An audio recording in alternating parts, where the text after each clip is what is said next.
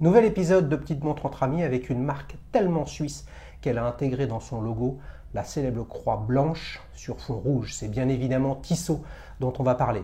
Vous le voyez, ce n'est pas Tony Parker, l'ambassadeur de la marque qu'on reçoit aujourd'hui, c'est beaucoup plus fort. C'est Quentin qui va nous raconter son histoire avec une Tissot Le Locle. C'est parti dans un nouvel épisode de Petite Montre entre amis.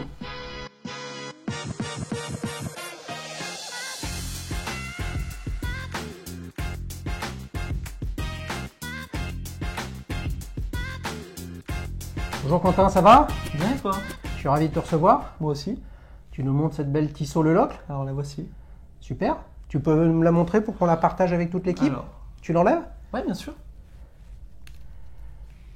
Que boucle déployante. Très bien. Voilà, toute noire, fond noir. C'est ça. Elle est belle comme tout. Ouais. Alors raconte un peu comment est-ce que tu l'as eu? Alors je l'ai eu à mon anniversaire pour mes 20 ans. C'était donc il y a 7 ans maintenant. Et c'était Donc t'as 27 ans? Ouais, exactement, ouais. Pas mal, hein? C'est ça. Ouais. C'est ça. C'était ma première belle montre. Qu'est-ce que tu appelles une belle montre? Montre... Par rapport à celle qui était moins belle alors avant? Alors, déjà c'est une montre 3 aiguilles. Ouais. C'est pas une montre digitale. Ouais. C'est une montre également automatique. Ouais. Donc sans pile. Ça c'est sympa. Et puis quand je dis belle montre, c'est également, même si ça a beau n'être pour certains qu'une Tissot, avec un budget certain. D'accord. Donc c'est un cadeau alors, C'est mais un tu as orienté le cadeau. Ouais, exactement. Ouais, Exactement. je comprends. Tu sais qu'on démarre toujours l'émission où tu as un exercice de style difficile. Hein. Bien Beaucoup sûr. n'y arrivent pas, beaucoup utilisent les mêmes termes que dans les autres épisodes. Oui. S'il y avait un adjectif pour décrire ta Tissot, Ah, j'en aurais ce deux. serait lequel? Ah, ça J'en aurais commence. deux. Eh, commence par un déjà, après tu nous donneras le deuxième. Et ben, le premier, je dirais sobriété. Ouais.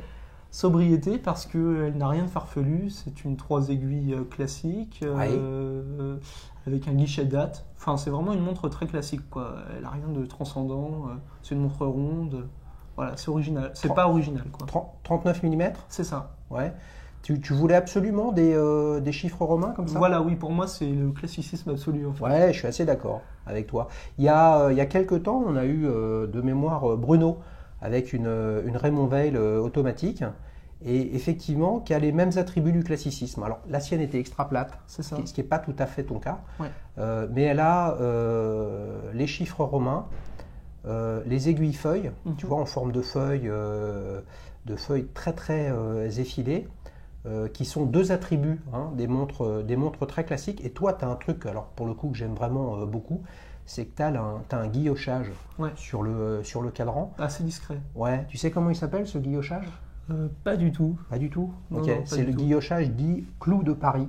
Ah bah. Une sorte de pyramide qui permet d'avoir des reflets, en tout cas du volume, tu Très vois, bien. sur ton cadran. Et pour la petite histoire, c'était une technique horlogère qui date du XVIe siècle, Ok. d'accord, mais qui a été popularisée dans le monde de l'horlogerie par Breguet, Ok. qui faisait ça sur pas mal de ses montres, notamment les traditions et grandes traditions. Ok, donc tu dis sobriété, Sobriété, oui. ok, Ok. petit 1, Petit alors, 1, petit 2. Alors petit 2 est tout à fait paradoxal, mais pour moi en tout cas, il y a 7 ans maintenant, c'était ce que je pensais, c'est originalité. ah ouais, Ouais. d'accord, Parce que je connaissais très peu les montres à cette époque. La seule grande marque que je connaissais à l'époque, parce que j'avais pu l'avoir en main, c'était Belleros. Alors bon, ouais, tu vois, c'est complètement un autre registre. ouais, C'était originalité, pourquoi? Parce que le cadran est noir. Et pour moi, c'était quelque chose de très original pour l'époque. J'avais cette image, il y a d'ailleurs la version avec cadran blanc de la Le Locle. ouais. Et donc voilà, j'avais cette image, celle-ci était originale et était d'ailleurs à l'époque plus difficile à trouver. Bah écoute, moi je te donne pas mon analyse ni rien, mais simplement mes goûts personnels. Je préfère fondamentalement un fond comme ça sombre. Je suis pas sûr qu'il soit complètement noir. Il est Non, légèrement gris, ou alors il est noir et justement le guillochage comme ça, clou de Paris, permet de, en fonction de la lumière, tu vois, quand on la fait bouger comme ça, c'est plus ou moins gris, plus ou moins noir. c'est ça. Effectivement. Donc tu as un bracelet cuir. C'est Ouais. quoi? C'est un bracelet en croco, ça? Non, ou non, c'est imitation croco. veau embossé? Ouais. Boucle déployante? Oui, alors bon, pour petite information, pour ceux qui seraient intéressés par la montre, le bracelet Tissot original est identique à celui-ci, Ouais. mais tient pas la route, quoi. Tu l'as vite abîmé?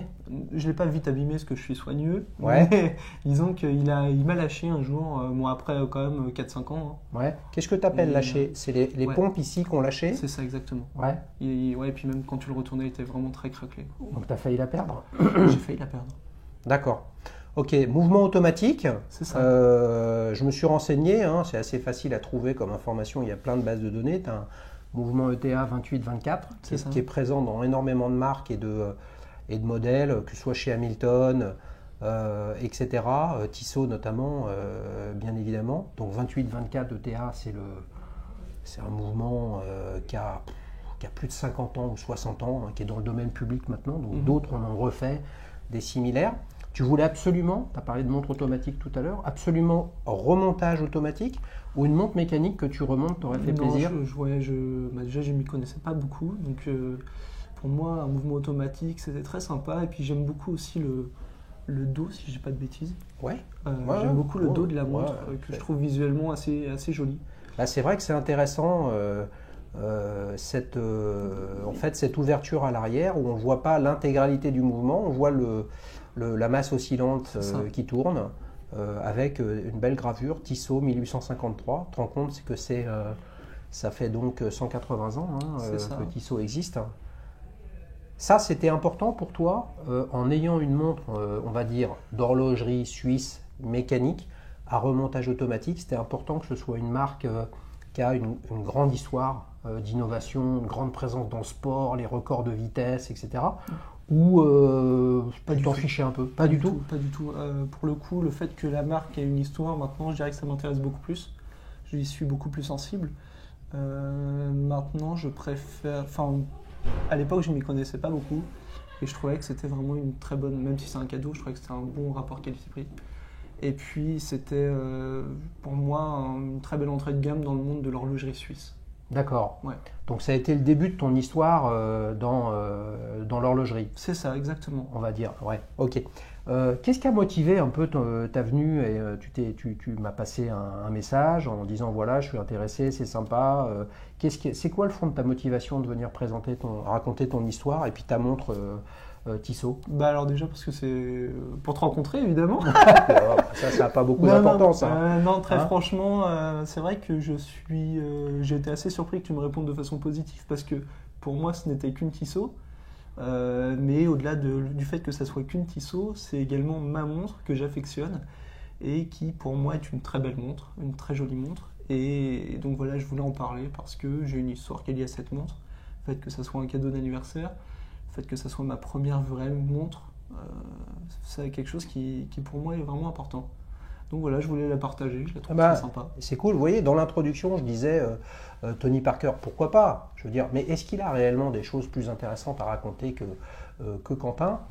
Peut-être, peut-être pas. Moi, je suis pas sûr, et en tout cas, moi, ça m'intéresse pas. Ce qui m'intéresse, et vous l'avez déjà dans d'autres vidéos, et j'en reparle à nouveau, c'est d'avoir des personnes inconnues, simplement des fans, des passionnés, des amateurs, des connaisseurs, avertis ou non, simplement qui sont intéressés sur le sujet et qui se disent, moi, ce qui m'intéresse dans la montre, c'est ce que je ressens au quotidien, ce que je fais avec, ce qui me plaît, et pas simplement, je suis une vedette, je porte une montre et tout d'un coup, c'est magique. Voilà pourquoi le positionnement de Petite Montre entre amis, il est extrêmement simple, il n'y a pas de mauvaise montre, il n'y a que des belles histoires de montres à raconter. Ça me permet d'enchaîner tout de suite, Quentin, sur la séquence Souvenir. C'est parti! Alors, est-ce que tu te souviens de ton premier souvenir horloger? Ma première montre, oui. Ta première montre, c'était quoi? Je ne vais pas être très original, c'était une flic-flac aussi. Ouais, troisième, si ce n'est quatrième flic-flac, donc Petite Montre entre amis. Je ne sais pas si c'est une affaire de génération. 27 ans, tu dis? Oui, c'est ça. Okay. Donc, j'ai dû l'avoir à la fin des années 90. Ouais. 6 ans, je pense. Donc, ouais, ça devait être 98. Belle année pour la France. Ouais, super. Voilà, donc, ouais, c'était une flic-flac noire. Okay. Ouais. Elle était noire avec des éléments jaunes et c'était un bateau pirate dans le fond, je crois. Tu l'as encore? Non, je ne l'ai pas et j'aimerais bien la retrouver. Si quelqu'un a les références, ça m'intéresse. Bah oui, si vous avez ça, vous me passez un petit message, un commentaire sur la chaîne. Parce que c'est quelque chose qui m'a vraiment marqué, c'est qu'elle avait une lunette tournante. Ouais. Alors, je ne pense pas qu'elle était unidirectionnelle, mais ça faisait vraiment un petit clic qui m'a marqué. Tu jouais avec? Ouais, et donc depuis, j'adore les plongeuses. Rien à voir avec cette Tissot, mais ça m'a marqué. C'est marrant ça. En fait, tu avais le même tic avec une je gère le coup très verso, je la retourne, je la retourne, je la retourne. Mais là, tu tournes avec un petit clic et j'imagine un petit clic un peu plastique quoi, sur une flic-flac. Ouais. Alors, tu te rends compte quand même que Flic-Flac et Tissot appartiennent tous les deux au groupe, au Swatch Group. Donc ça veut dire qu'en fait, petit, tu avais une montre du groupe Swatch et tu es encore dans le monde de Swatch avec ta Tissot. Comme quoi, monter un grand groupe horloger avec des gammes, on va dire vraiment des marques populaires, très très en de gamme, peu chères, plutôt qui ressemblent à des gadgets. Swatch, Flic-Flac, vraiment l'entrée de gamme, puis après milieu de gamme, haut de gamme, etc. Ça a vraiment du sens puisque tu es chez Swatch Group depuis maintenant, combien d'années tu l'avais avec ta Flic-Flac Depuis 20 ans. Ça fait 20 ans, que tu es un client fidèle. Écoute, la prochaine, ça sera une Omega. Ah bah écoute, ça on en reparlera tout à l'heure. Merci Quentin. Ce qu'on va faire maintenant, c'est qu'on va tester tes connaissances avec le célèbre quiz. Alors attention, tu sais que là tu as beaucoup de pression sur cette séquence. J'ai 2 questions pour toi, assez simples. On essaye d'apprendre 2-3 trucs. Alors, on commence. Qui a inventé la première montre mécanique en plastique? Réponse A, Lip. Réponse B, Tissot. Réponse C, Swatch. Tu comprends que j'ai essayé un peu de t'enduire en erreur avec cette histoire de Swatch Group. J'entends. Je dirais quand même Swatch pour le concept de la montre jetable. Donc réponse C, Swatch. Ouais, Swatch 1983, montre jetable quand même pas quoi. Mais montre qui a révolutionné, peut-être sauvé même l'industrie horlogère suisse. C'est ça. C'est pas ça. Tu sais qui c'est? Entre Lip et Tissot, Lip marque française, Tissot, tu sais ce que c'est. Exactement. Alors Lip. Non. Deuxième erreur. Et non, c'est Tissot. C'est vrai? C'est Tissot. 1971 avec la IDEA 2001. Déjà les prémices de l'horlogerie, on va dire différentes. Je te rappelle, et je rappelle à toute l'audience que le premier quartz lancé par Seiko, la Seiko Astron, c'était en 1969, qui avait déjà des modèles de montres autres que mécaniques, électroniques, électriques dans la fin des années 50, début des années 60. Eh bien non, c'est Tissot qui a inventé ça. Tu te rends compte qu'il a fallu attendre 12 ans, et en fait avec le marasme de la crise du quartz, où en fait des très très belles marques qui existent aujourd'hui, très très haut de gamme, ont failli disparaître à cause du quartz, et ben c'est Tissot qui avait inventé ça. Ouais, c'est assez dingue quand même, mais c'est vrai que j'avais pas du tout cette connaissance. Ça t'intéresse l'histoire de façon générale? Ouais, je suis assez passionné par l'histoire. C'est vrai? Eh ben écoute, plonge-toi là-dedans, il y a des merveilles d'informations sur internet partout, et tu verras que l'histoire de Tissot depuis leur création, jusqu'à, on va dire, l'intégration dans le groupe Swatch, où après ils ont été repositionnés plutôt en entrée de gamme, est absolument fabuleuse, avec des brevets, avec des records et avec toute une série d'innovations. Écoute, tu parlais de 1998, grande année, tu dois aimer le sport. Je suis désolé de te dire que je mène 1-0, mon cher Quentin. Alors, deuxième question. Je ne sais pas si elle est plus facile, mais en tout cas, tu as ta chance pour revenir à match nul. Cherchez l'intrus parmi ces modèles Tissot. A. Seastar, réponse A. Navigator, réponse B. Railmaster, réponse C. Alors c'est la réponse C, parce que la Railmaster c'est Omega. Ouais, bonne réponse. Attends, je t'ai concentré là. Ouais. C'est bien. Est-ce que tu sais pourquoi j'ai posé cette question? Je saurais pas dire. Non, je saurais pas dire. Railmaster, elle a quoi comme caractéristique chez Omega? C'est pas une plongeuse? Non. Et non? Non. Eh ben je sais pas. Si vous savez, vous pouvez le mettre en commentaire. C'est le modèle Omega de montre amagnétique, c'est-à-dire qui résiste au champ magnétique, comme une Rolex Milgauss, comme d'autres modèles l'IWC Ingénieur. D'accord? Mais pourquoi j'ai mis cette question-là? Parce qu'en 1929, Tissot lance la première montre amagnétique sur le marché. 1929, tu te rends compte? Alors que Rolex Milgauss, je peux peut-être me tromper, mais on doit être au milieu des années 50. Donc quasiment 20 ans avant. Donc tu vois que Tissot, qui est aujourd'hui une marque qui est plutôt positionné vraiment dans l'entrée de gamme de montres mécaniques du Swatch Group. En fait, c'est une histoire absolument magnifique d'innovation, de brevets et de performance. Eh bien écoute, c'est pas mal, tu fais un partout. Bon, tu sors quand même de ce quiz avec les honneurs. L'honneur est sauf. Oui, alors on a parlé de ta Tissot, on a parlé de ta Flic-Flac et maintenant c'est parti pour la dernière séquence, ta prochaine montre. Quand on a un peu préparé cet épisode, bien évidemment, le sujet c'est toujours, on est passionné de montres, il y a quasiment pour tout le monde la prochaine. C'est une quête quasiment infinie puisque les goûts changent, on peut aimer des petites montres, après des grosses montres, après des montres japonaises, après des montres françaises, il y a un petit peu de tout. Où t'en es toi un peu dans ta quête? Eh ben écoute, donc sous peu j'aurai 27 ans, donc dans une semaine. J'aurai donc une Seiko SKX 013, c'est-à-dire que...